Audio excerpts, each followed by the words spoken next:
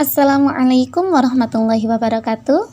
Teman-teman sekalian, perkenalkan nama saya Arimbi Rahmayani. Pada kesempatan kali ini saya akan berbagi berkaitan dengan tutorial penggunaan aplikasi Parscale untuk menganalisis dan menginterpretasi butir soal. Apa itu Parscale? Parscale adalah sebuah program komputer yang berfungsi untuk membantu dan mengestimasi parameter dengan data politomus, baik GRM, MGRM, PCM, dan GPCM secara cepat dan tepat serta menampilkan berbagai output yang dikehendaki oleh para pengambil keputusan. Atau secara singkatnya bisa kita pahami bahwa Parscale merupakan aplikasi untuk mengestimasi parameter butir dan kemampuan peserta didik. Nah, pada penggunaan aplikasi Parscale ini yang penting untuk kita teliti yaitu diperhatikan ya teman-teman. Pada penggunaan aplikasi Parscale ini yang perlu kita lebih perhatikan yaitu pada data input dan sintaks analisis yang akan kita gunakan. Untuk langkah-langkah yang bisa kita lakukan yaitu yang pertama, kita menyiapkan data nilai responden pada notepad berformat atau berekstensi .dat, kemudian membuat sintaks untuk menganalisis data pada notepad dengan ekstensi .tsl. Kemudian data responden dan sintaksnya kita sinkronkan. Setelah selesai disinkronkan, kita membuka aplikasi PSL atau aplikasi Parscale-nya. Selanjutnya, langsung kita praktekkan. Di sini saya sudah memiliki data-data yang akan kita gunakan. Berikut data-data yang akan kita gunakan pada tutorial ini. Yang pertama, file dengan format .dat berisi responden, kemudian ada file dengan format NPC, itu merupakan kunci jawaban dari butir soal, dan yang terakhir ada sintaks yang akan kita gunakan. Nah, mari kita sinkronkan data yang akan kita gunakan.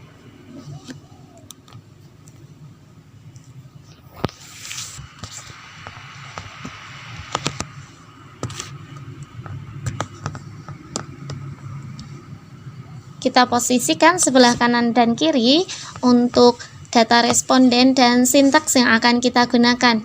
Nah, perhatikan teman-teman pada bagian data responden. Ini kan ada data angka 1 dan 0. Nah, kemudian belakangnya ada angka 9. Ini pada sebentar. Oke teman-teman, pada bagian data hasil responden, pada responden 1 itu kan ada angka 1 dan 0, itu menyatakan hasil dari pengerjaan responden benar dan salah. Kalau benar itu bernilai 1 dan salah bernilai 0. Nah, kemudian untuk angka 9 di belakangnya yaitu soal-soal yang tidak dikerjakan atau memang tidak untuk dijawab oleh responden pertama. Karena butir-butir soal ini terdiri dari beberapa paket, ada paket A, paket B, dan paket C. Untuk paket A seperti ini, kemudian ada paket B dan paket C. Ini. Jadi nomor 9-nya itu diacak ya teman-teman, boleh di tengah, di depan maupun di belakang, baik secara urut maupun secara pisah-pisah. Nah, yang kita perhatikan sebagai contohnya yaitu pada responden 1. Responden pertama yaitu mengerjakan paket A. Nah, di sini itu kan responden tersebut mengerjakan soal atau butir soal nomor 1 sampai nomor 14. Kemudian untuk soal 13 sampai 5, kemudian untuk soal nomor 15 sampai 17. Kemudian untuk soal dari nomor 15 sampai dengan soal nomor 27 itu memang tidak dikerjakan, maka kita beri angka 9. Seperti itu dan seterusnya. Nah, kita cek pada bagian sintaksnya. Ini kan parsial 1 PL. menggunakan PSL untuk menganalisis 27 butir soal pilihan ganda. Nah, yang perlu kita cermati teliti yaitu pada bagian bawah ini ya. Yang pertama pada bagian file, untuk di name-nya yaitu df name-nya kita beri nama fisika, karena file ini, file responden kita kasih nama fisika ya teman-teman. Kemudian udah dalam bentuk DAT. Kemudian untuk NF name-nya kita beri nama fisika juga. Pokoknya teman-teman tidak usah mengganti yang bagian belakang format-formatnya, tinggal bagian yang ini saja nama-namanya. Kemudian untuk PAM-nya juga fisika, skornya fisika. Nah, kemudian untuk inputnya number ID. Number ID ini saya beri angka 3 karena ini teman-teman penghitungannya. Coba kita perhatikan pada bagian data hasil responden, ini kan kursor ujung ini ya, ini kan kursor 1 geser 1 2 3, kita menghitungnya dari ujung sampai sebelum angka terakhir. Itu kan kalau kita cek di kolomnya itu adalah kolom 3, maka kita tulis di number ID-nya itu 3. Nah, untuk N totalnya itu jumlah butir soal. Jumlah butir soalnya ada 27, kemudian N tesnya 1, kemudian like-nya 27, sama dengan N totalnya. Nah, kemudian apa maksudnya 3A1, 1X dan 27A1? Ini 3A1 itu menunjukkan number ID-nya. Kemudian untuk 1X-nya ini jeda antara data responden dengan hasil dari responden tersebut. Ini kan dari sini kemudian pindah hanya 1 kali. Kalau nanti di data teman-teman 2 kali, ya berarti di sini ditulis 2x. Nah, selanjutnya yang bagian tes 1 ini yang perlu diganti. Itemnya ada berapa soal, N blocknya juga. Kemudian untuk yang lainnya bisa disesuaikan ya teman-teman. Nah, untuk yang bagian bawahnya tidak perlu kita rubah-rubah lagi. Nah, kemudian setelah selesai kita save. Untuk format, untuk sintaksnya kita save as dalam berekstensi .psl. Karena saya sudah menyimpan ya. Kemudian untuk tipenya kita klik all files, kemudian save. Nah, karena sudah jadinya ada. Kemudian untuk data responnya kita save juga, save as, kemudian fisika.dat. Kemudian untuk tipenya juga all files, save. Setelah selesai kita menyinkronkan antara data responden, hasil responden dengan sintaksnya, kita membuka aplikasi Parscale-nya. Berikut aplikasi Parscale-nya, kita buka. Nah, halamannya seperti ini ya teman-teman. Kita bisa langsung membuka atau mengeklik file, kemudian open. Nah, ini langsung masuk ke data teman-teman, tadi disimpan di mana, seperti itu. Kemudian kita klik dan kita open. Karena tadi sudah kita sesuaikan, sebelum masuk ke aplikasi langsung kita run all. Oke, berhasil ya teman-teman, sedang memproses.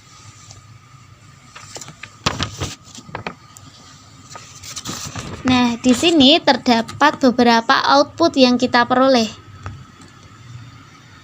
Kita klik, ada pH0. pH0 itu berkaitan dengan informasi data yang kita masukkan tadi.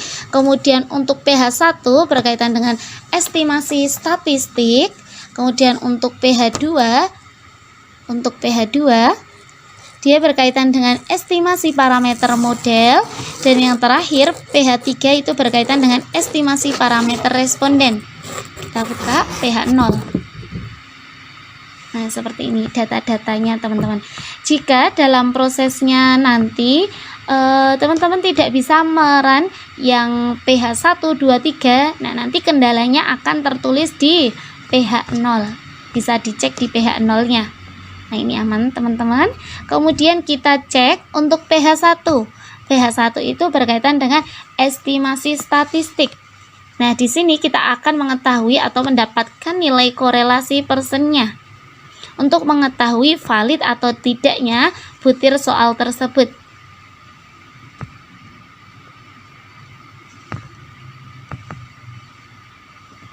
Nah, pada bagian ini itu kan sejumlah butir soal kita, berarti ini ada blok itemnya ada 27. Kemudian kita cek pada bagian kolom persennya. Kemudian pada baris 1 itu berarti butir soal nomor 1 memiliki nilai persennya sebesar 0,363.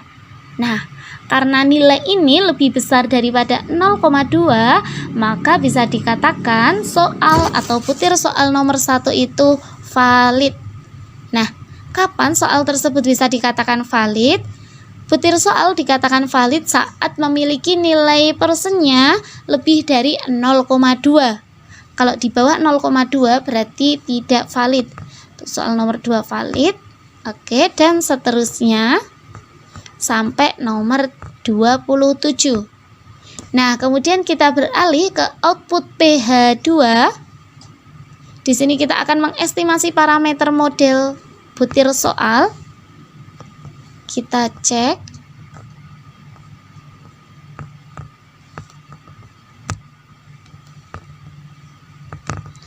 Nah, pada bagian kolom baris ini kan terdapat item, block, slope, kemudian location, kemudian ada guessing.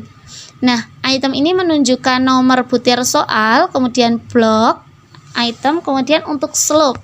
Slope ini merupakan daya beda soal atau simbol dari slope itu A kecil. Nah, kemudian location itu menunjukkan tingkat kesukaran butir soal yang kita lambangkan dengan B kecil, dan guessing atau tingkat tebakan atau kita simbolkan dengan C kecil.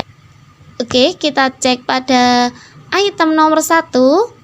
Item nomor 1 memiliki nilai slope sebesar 0,393.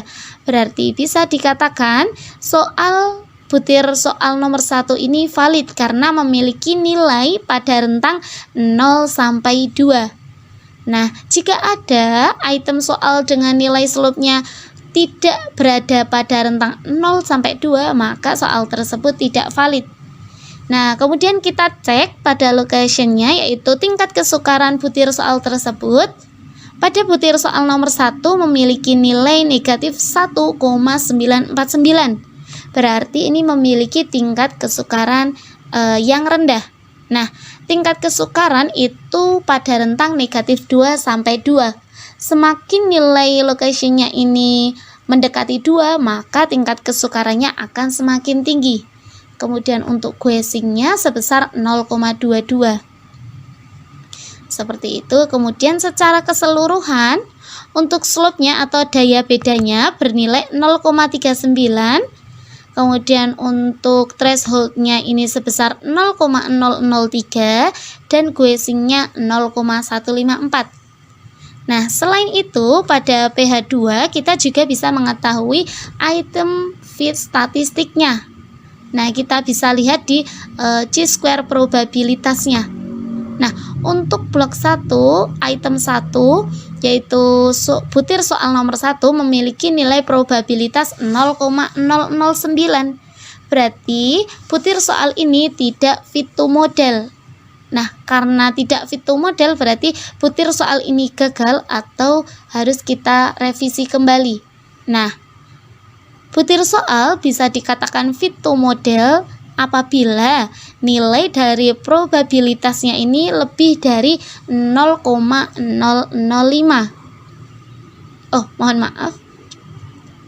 Nah, bisa dikatakan kemudian butir soal bisa dikatakan fit to model apabila memiliki nilai probabilitas lebih dari 0,05. Nah, jika kurang dari 0,05 maka butir soal tersebut tidak fit to model dan harus direvisi kembali. Oke, terakhir kita cek pada PH3. Ini hasil dari PH3. pH 3 itu berkaitan dengan atau menampilkan data estimasi parameter responden. Di sini kita bisa mengetahui kemampuan respondennya atau dari ability-nya. Nah, di poin ini ada kolom ability dan di sini adalah kolom respondennya. Nah, kita cek. Sebelum kita mengecek tiap responden, perlu kita ketahui tingkatan ability-nya atau kemampuannya. Nah, untuk nilai ability dari rentang -3 sampai -1 berarti responden tersebut memiliki kemampuan yang rendah, sedangkan nilai ability pada rentang -1 sampai +1 memiliki kemampuan sedang, dan untuk ability 1 sampai 3 memiliki kemampuan yang tinggi. Oke, kita cek pada responden pertama. Responden pertama dia memiliki ability sebesar -1,7876. Berarti responden 1 ini memiliki kemampuan yang rendah. Nomor 2 rendah. Kemudian kita cek responden nomor 5. Responden nomor 5 dia memiliki nilai ability sebesar -0,1966. Berarti berada pada rentang kemampuan yang sedang. Kemudian kita cek lagi.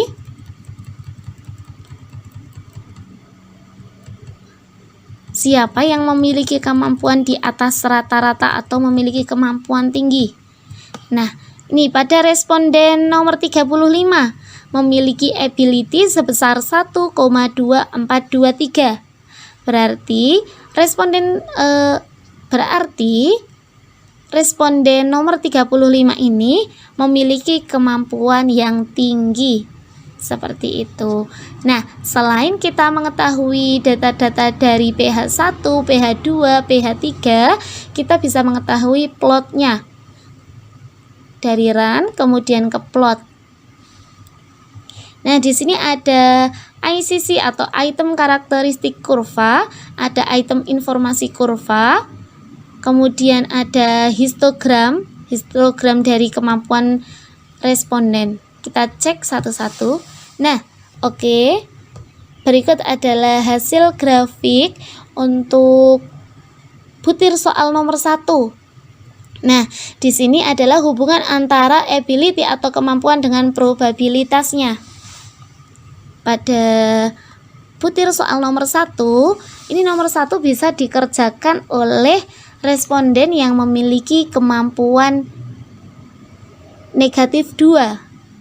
Kemudian selanjutnya butir soal nomor 2 bisa dikerjakan oleh responden yang minimal memiliki kemampuan -1 lebih ya.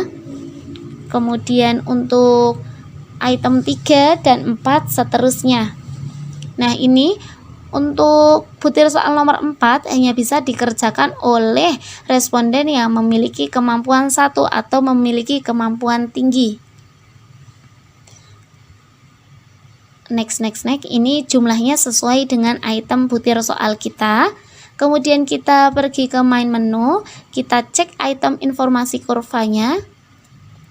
Grafik ini hubungan antara skala skor dengan informasinya.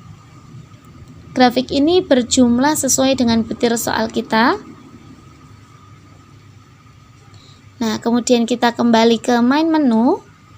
Kita cek ICC dan informasinya. Ini sesuai dengan butir soal kita juga. Kemudian kita cek histogramnya. Nah, ini adalah hubungan antara ability kemampuan dengan frekuensi atau banyaknya ya. Nah, di sini rata-rata responden memiliki kemampuan dari -1 sampai 1. Berarti berada pada kemampuan sedang. Seperti itu. Kemudian kita kembali ke main menu. Sudah?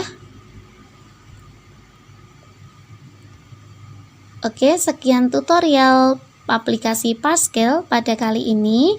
Semoga bermanfaat untuk kita semua. Terima kasih. Wassalamualaikum warahmatullahi wabarakatuh.